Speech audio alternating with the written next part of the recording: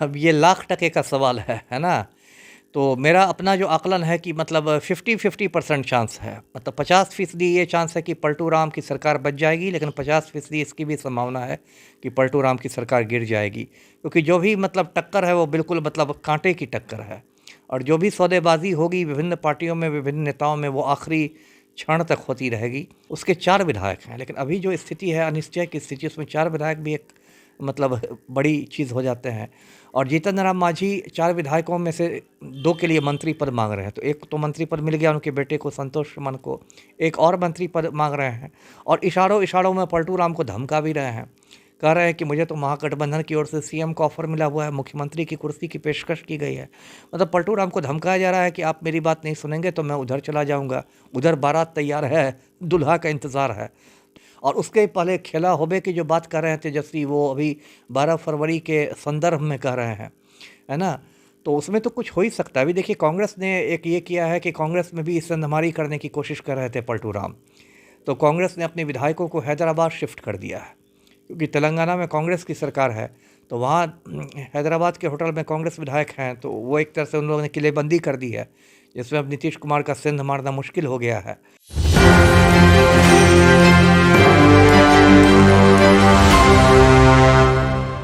जी नमस्कार, आप देख रहे हैं एक न्यूज़ 94। मैं वेद सिंह। जैसे कि आप सभी को पता है कि बिहार में जो चुनावी माहौल है बहुत ही ज़ोर शोर से हलचल मचा हुआ है, और उसी बीच 12 तारीख को मंत्रिमंडल का विस्तार होने जा रहा है। उससे पहले होने जा रहा है फ्लोर टेस्ट। तो इन्हीं सब तमाम मुद्दों पे बातें करने के लिए हमारे साथ जुड़े हुए हैं पूर्व आईपीएस ऑफिसर अमिताभ दास जी। पहले तो सर स्वागत है आपका। जी धन्यवाद आपका, थैंक यू।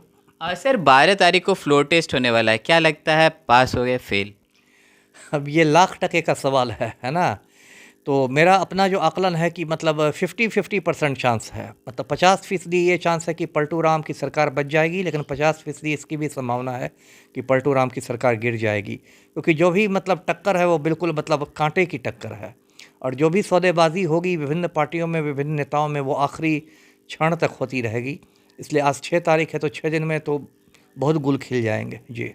सर वैसे अगर दूसरी तरफ देखा जाए तो सर एनडीए में जुड़े हुए हैं जीतन राम मांझी जी, और जीतन राम मांझी भी जो मीडिया में बयान दे रहे हैं तो कहीं ना कहीं वो थोड़े से नाराज़ दिख रहे हैं। तो आपको क्या लगता है सर?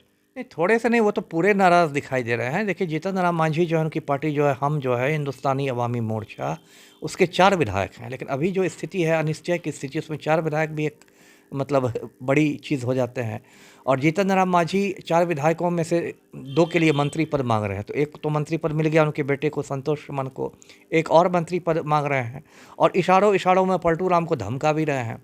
कह रहे हैं कि मुझे तो महागठबंधन की ओर से सीएम का ऑफर मिला हुआ है, मुख्यमंत्री की कुर्सी की पेशकश की गई है। मतलब पलटू राम को धमकाया जा रहा है कि आप मेरी बात नहीं सुनेंगे तो मैं उधर चला जाऊंगा, उधर बारात तैयार है, दूल्हा का इंतज़ार है। तो ये बात भी है। और अभी भी उनका एक भाषण भी वायरल हो रहा था, मैं कल देख रहा था।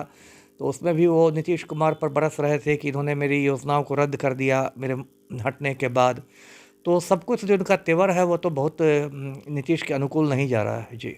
और सर अभी हाल ही फिलहाल की अगर बात की जाए तो लगातार जीतन राम मांझी के द्वारा मतलब ऐसा कहा जा रहा है कि उन्हें पुल निर्माण या फिर सड़क निर्माण का क्यों नहीं मिलता है, जी। उन्हें हमेशा एससी एसटी को ही क्यों? जी, जी, ये बात भी, जो जिस भाषण का मैं ज़िक्र कर रहा था, जो मैं देख रहा था, उसमें भी उन्होंने कहा कि बार-बार जब भी सरकार होती है मुझे अनुसूचित जाति जनजाति कल्याण विभाग पकड़ा दिया जाता है, या मेरे बेटे को। उनका कहना था कि जो भारी भरकम मंत्रालय है, मान लीजिए नगर विकास जैसा है या पथ निर्माण जैसा है, इस टाइप के विभाग मुझे नहीं मिलते हैं। तो कहीं न कहीं उनके मन में ये मतलब मलाल है कि छोटा मंत्रालय देके, महत्वहीन मंत्रालय देकर हम लोग को टरका दिया जाता है। तो वो भी एक मलाल है जो अब वो प्रकट कर रहे हैं, सामने बोल रहे हैं। जी। और सर मेरा आखिरी क्वेश्चन आपसे रहेगा, वहीं अगर दूसरी तरफ देखा जाए तो तेजस्वी यादव जी का लगातार ऐसा मीडियो मतलब सूत्रों के हवाले से खबर आता है मीडिया में कि खेला अभी बाकी है। तो क्या लगता है सर 2025 के विधानसभा चुनाव में किस तरह का खेला बाकी है?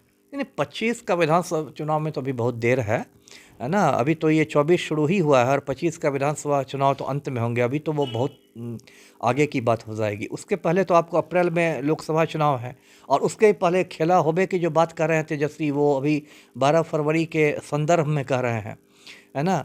तो उसमें तो कुछ हो ही सकता है। अभी देखिए कांग्रेस ने एक ये किया है कि कांग्रेस में भी संधमारी करने की कोशिश कर रहे थे पलटू राम, तो कांग्रेस ने अपने विधायकों को हैदराबाद शिफ्ट कर दिया है, क्योंकि तेलंगाना में कांग्रेस की सरकार है, तो वहाँ हैदराबाद के होटल में कांग्रेस विधायक हैं, तो वो एक तरह से उन लोगों ने किलेबंदी कर दी है, जिसमें अब नीतीश कुमार का सिंध मारना मुश्किल हो गया है।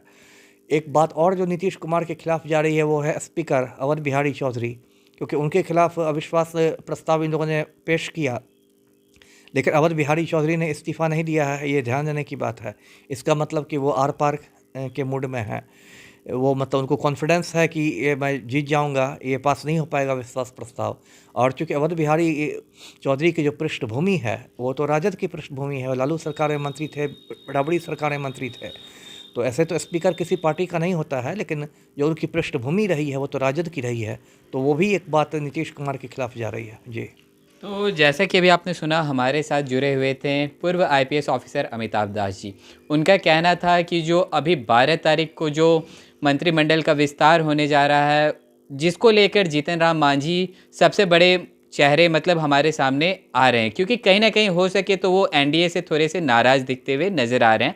उनका बार बार ऐसा मीडिया में आकर बयान देना कि उन्हें जो मंत्रिमंडल मिलता है, जो कि मतलब शेड्यूल कास्ट ये सब ना मिले, उनको भी जो डिमांड की गई है उनके तरफ से पुल निर्माण विभाग या पथ निर्माण विभाग, वो उनको क्यों नहीं मिलता है। तो और भी ऐसे तमाम खबरें देखते रहने के लिए आप देखते रहे एक न्यूज़ 24। मैं वेद सिंह सहयोगी गांगुल के साथ, पटना।